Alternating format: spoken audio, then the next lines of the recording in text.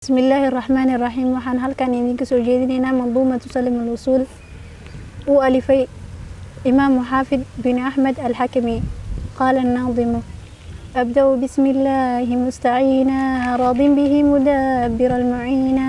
الحمد لله كما هدانا إلى سبيل الحق واجتبانا. أحمده سبحانه وأشكره ومن مساوي عامل يستغفره. وأستعينه على نيل الرضا وأستمد لطفه فيما قضى. وبعد إني باليقين أشهد شهادة الإخلاص ألا يعبد بالحق ماله سوى الرحمن من جل عن عيب وعن نقصان. وأن غير خلقه محمدا من جاءنا بالبينات والهدى. رسوله إلى جميع الخلق بالنور والهدى ودين الحق. صلى عليه ربنا ومجدا والآل وصحبه دواما سرمدا. وبعد هذا النظم في الأصول لمن أراد منهج الرسول.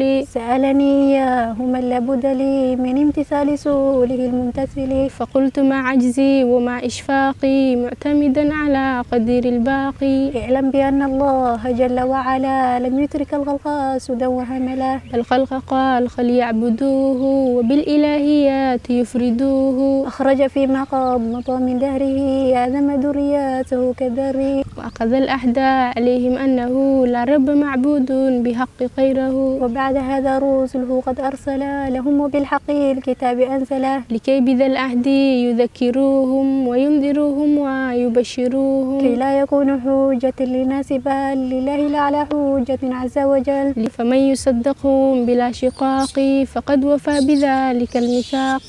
وذاك ناج من عذاب النار وذلك الوريث عقب الدار. ومن بهم وبالكتاب كذبا ولازم الإعراض عنه والإباء. فذاك ناقض كلا العدين مستوجب للخزي في دارين. أول واجبين على العبيد معرفة الرحمن بالتوحيد.